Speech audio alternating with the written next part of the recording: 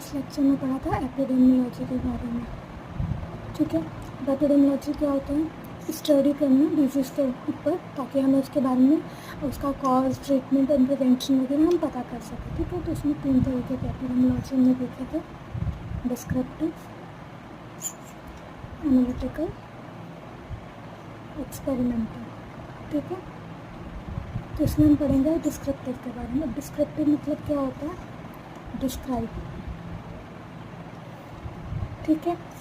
हमें जितनी भी डिजीज़ के बारे में, उससे रिलेटेड जितनी भी चीज़ें उन सबको पढ़ना, दैट इज़ अंडर डिस्क्रिप्टिव आता है। चाहे उसका क्लिनिकल फीचर है, पैथोलॉजी हुआ, इंसिडेंस हुआ, कॉज क्या उस डिजीज़ का, तो ये सब जो है हमें डिस्क्रिप्टिव एपिडेमियोलॉजी से पता चलता है। अगर कोई कैंसर है हमारा, ठीक है, अब वो कैंसर हो क्यों रहा है? टोबैको से हो रहा है या स्मोकिंग से हो रहा है, ये सारी चीज़ें जो कॉज है वो हमें पता चलेगा डिस्क्रिप्टिव एपिडेमियोलॉजी से। उसके क्लिनिकल फीचर क्या क्या होता है, तो आपको लगेगा कि हाँ, इस पेशेंट को कैंसर है। उसकी पैथोलॉजी कैसे पता चलेगी, उसका इंसिडेंस रेट क्या है, कोई पार्टिकुलर एरिया में उस बीमारी का ज़्यादा है या फिर कोई कंट्री में, किसी पार्टिकुलर कंट्री में। वो डिस्क्रिप्टिव एपिडेमियोलॉजी का डेफिनेशन देखते हैं, ठीक है। Study which describes the pattern of occurrence of disease, ठीक है। डिस्क्रिप्टिव एपिडेमियोलॉजी का इसका मतलब क्या हुआ कि जितनी भी चीज़ें हैं डिजीज़ से रिलेटेड, उन सब के बारे में पता करना। Describe everything about the disease is हमारा डिस्क्रिप्टिव एपिडेमियोलॉजी, ठीक है।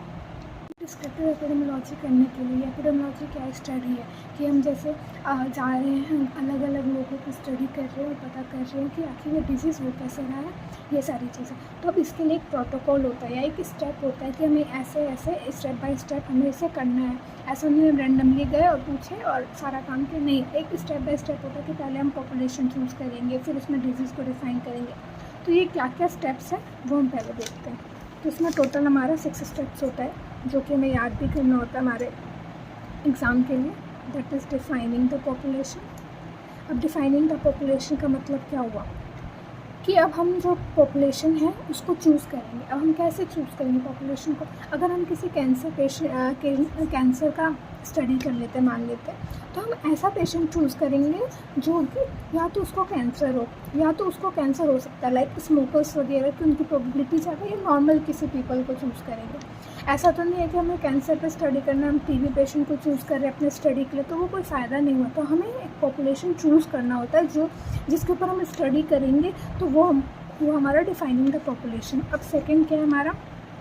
Defining the disease. अब डिफाइनिंग द डिजीज़ मतलब क्या हुआ?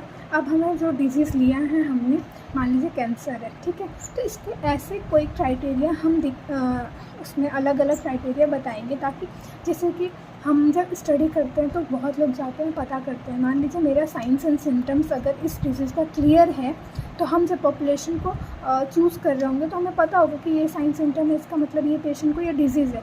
तो इसका मतलब हम एक क्राइटेरिया फिट करेंगे, उस डिज़ीज़ को डिफ़ाइन करेंगे कि हाँ, ये इस क्राइटेरिया में वो डिज़ीज़ है, मतलब ये साइंस एंड सिम्टम है, तो वो उस पेशेंट को वो डिज़ीज़ है, इसका मतलब वो हम उसके ऊपर स्टडी कर रहे हैं। तो हमारा क्राइटेरिया फिक्स होना चाहिए। थर्ड, इसके बारे में भी और डिटेल में पढ़ेंगे। Describing the disease, describing the disease in terms of time, place and person, ठीक है। अब ये डिजीज़ कब हुआ, कहाँ हुआ, कैसे हुआ, ये सारी चीज़ों को डिस्क्राइब कर रहे हैं हम डिजीज़ को, कि नॉर्मली इस टाइम पीरियड में मान लो कि ये सिर्फ और सिर्फ गर्मी के टाइम पे होता है, कि सिर्फ विंटर टाइम पे होता है। तो ये सारी चीज़ें होता है इसमें describing the disease in term of time, place and person, ठीक है। अब है हमारा measurement of disease. Measurement of disease मतलब हमारा कितना सीवियरिटी है, कितना सीवियर ये डिजीज़ है हमारा, ठीक है। कितना ये इफ़ेक्ट कर सकता है किसी पर्सन को, that is severity of disease, या कितना ये फैल सकता है। ठीक है, अब कंपेयरिंग विथ नोन इंडाइसिस।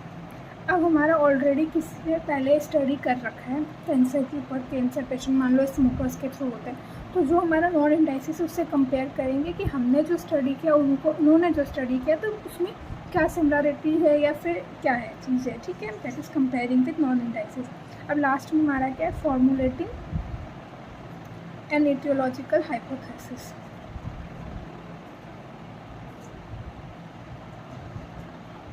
अब हमने क्या किया, अपना फैक्टर जिससे ये डिजीज़ हो रहा है उसको हम लोग एज अ डिजीज़ मानेंगे। मान लें कि मैं स्टडी कर रही थी कि स्मोकर्स जो है उनके केस में स्मोकर या स्मोकिंग की वजह से जो हमारा कैंसर हो रहा है, तो मैंने एक हाइपोथेसिस बनाया कि हाँ, अगर पेशेंट अगर स्मोकिंग करता है पेशेंट 10 साल से इतना दिन में इतनी बार, तो उसमें कैंसर होता है। तो ये मैंने अपना हाइपोथेसिस बनाया और अपने स्टडी के थ्रू उसको मैंने प्रूव किया कि यस, स्मोकर्स अगर हैं तो उनको कैंसर होने के चांसेस ज़्यादा है। ठीक है, ये हमारा हो गया स्टेप्स। डिटेल्स में पढ़ेंगे स्टेप्स को। सबसे पहले हमारा क्या था, defining the population.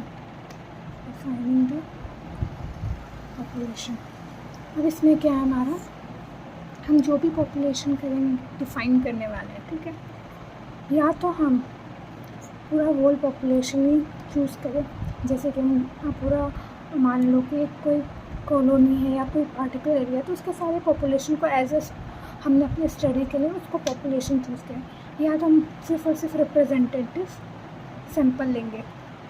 Representative sample मतलब क्या हो गया, एग्जाम्पल से बताती हूँ। जैसे मान लो मैं कैंसर का स्टडी करना है, ठीक है, या तो हमने पूरा का पूरा उस एरिया का होल पॉपुलेशन ले लिया, या तो हमने सिर्फ और सिर्फ स्मोकर्स, मान लो कि मैं जो स्टडी कर रही हूँ उसमें ये कर रही हूँ कि स्मोकर्स स्मोकिंग जो भी करते हैं उनमें ज़्यादा प्रोबेबिलिटी है कैंसर होने का, तो मैंने क्या किया, सिर्फ और सिर्फ स्मोकर्स को अपना एज ए रिप्रेजेंटेटिव सैंपल लिया कि हम स्मोकर्स लेंगे। हमने मान लो कि 40 लोगों को सेलेक्ट किया, तो वो सारे के सारे स्मोकर्स हैं। लेकिन इससे क्या होगा, हमें ये नहीं पता चलेगा कि अगर मान लो कि जिसने अभी स्मोकिंग स्टार्ट किया उसको जल्दी कैंसर हो रहा है या फिर जो भी चीज़ है, तो इसके बायस्ड, ये हमारा बायस्ड भी कहला सकता है। तो इसलिए ऐसा हम लोग पूरा area as a population choose करेंगे या फिर रिप्रेजेंटेटिव सैंपल लेंगे। अब इसमें सिर्फ और सिर्फ हमारा नंबर ही नहीं कंसिडर करना है, बल्कि हमारी और भी चीज़ें हम कंसिडर करते हैं, जैसे एज हो गया, जेंडर हो गया, ऑक्यूपेशन हो गया। अब मान लो मैं स्टडी कर रही हूँ, ठीक है, अब इसमें मैंने क्या किया कि हमें 30 से 40 ईयर वाले लोगों को हम सेलेक्ट कर रहे हैं, ठीक है, या फिर हम सिर्फ मेल को सेलेक्ट करेंगे, ठीक है। तो ये सारे कंसिडर, इन सारी को भी हमें कंसिडर करना है, ठीक है। अब जो मेन चीज़ इसमें है कि जो कम्युनिटी हमने चूज़ किया है शुड बी स्टेबल। अब स्टेबल मतलब क्या है कि हमने मान लो 40 लोगों को जो लिया है, या फिर पूरा मैं मान लो कि मैंने पूरे विलेज को स्टडी के लिए सेलेक्ट किया, तो उस विलेज से कोई माइग्रेशन नहीं होना चाहिए। मान लो कि जो भी है इसमें से एक 39 हो जाए, एक इंसान कहीं और दूसरी जगह सेटल हो जाए, तो उस पर हमें स्टडी नहीं कर पाए। तो हमने जितने भी ग्रुप जो भी चूज़ किया वो बिना माइग्रेशन वाले होना चाहिए, या फिर उस गाँव में कहीं बाहर से कोई अंदर ना आए उस स्टडी में। तो वो चीज़ हमारा हो गया डिफाइनिंग द पॉपुलेशन में, कि हमें या तो प्रॉपर पूरा पॉपुलेशन चूज़ करना है, तो कोई रिप्रेजेंटेटिव सैंपल यूज़ करना है, हमें सिर्फ और सिर्फ नंबर पे नहीं बल्कि एज, जेंडर, ऑक्यूपेशन, सब चीज़ों को कंसिडर करना है, प्लस वो हमारा स्टेबल पॉपुलेशन होना चाहिए, ठीक है। वो कि जब हमने 40 लोगों से अपना स्टडी स्टार्ट किया था, तो वो 40 लोगों पे ही, उसी 40 लोगों पे हमारा स्टडी एंड होना चाहिए। सेकेंड हमारा है डिफाइनिंग द डिजीज़। इसमें हमारा क्या होता है, disease defined by which disease can be identified and measured. अब हमें डिजीज़ को इस वे में डिफाइन करना है ताकि उसको हम लोग ईजिली आइडेंटिफाई कर सकते हैं और मेज़र कर सकते हैं, ठीक है, विद डिग्री ऑफ एक्यूरेसी, ठीक है। अब ये क्यों ज़रूरी है, क्यों वो वैलिड होना चाहिए, डेफिनेशन और प्रिसाइज होना चाहिए, ठीक है। अब मान लो कोई एपिडेमियोलॉजिस्ट है जो हमारा ये स्टडी के लिए सिलेक्ट कर रहा है पॉपुलेशन को, ठीक है, तो अब वो डिसाइड कर सके कि कौन से पेशेंट, कौन से पॉपुलेशन जो है उसमें से कौन से नॉन डिजीज़ वाले पेशेंट हैं और कौन से डिजीज़ वाले हैं, ठीक है, कि helps in identify people with disease from those which people which do not have a disease, ठीक है। अब क्राइटेरिया जो है हमारा एकदम इस वे में, इसलिए हमारा क्राइटेरिया जो है किसी भी डिजीज़ का वो एकदम क्लियर होना चाहिए ताकि हम डिजीज़ और नॉन डिजीज़ वाले पर्सन को अलग अलग कर सकें, ठीक है। और जो इसमें हम लोग जो यूज़ करेंगे डायग्नोस्टिक मेथड हमारा जो है तो एकदम एक्सेप्टेबल होना चाहिए एंड एप्लीकेबल होना चाहिए पॉपुलेशन के लिए। ऐसा नहीं है कि हम जो डायग्नोस्टिक मेथड यूज़ करें वो ज़्यादा पेनफुल हो ताकि हम पॉपुलेशन उसको मतलब हेल्प ना वो उसके साथ वो कंफर्टेबल ना हो, ठीक है। तो हमारा जो भी डायग्नोस्टिक मेथड होना चाहिए वो एक्सेप्टेबल होना चाहिए पॉपुलेशन, ठीक है। और ऐसा भी होना चाहिए ताकि हमें पता चल सके वो डिजीज़ पर्सन है या नहीं है, या फिर वो हमारे स्टडी में काम आने वाला है कि नहीं। ऐसा भी ना हो कि पेशेंट पॉपुलेशन के लिए तो एक्सेप्टेबल हो रहा है लेकिन वो हमारे लिए वो उस स्टडी के लिए एप्लीकेबल ही नहीं है, ठीक है। तो एक्सेप्टेबल भी होना चाहिए और हमारे लिए एप्लीकेबल भी होना चाहिए, ठीक है।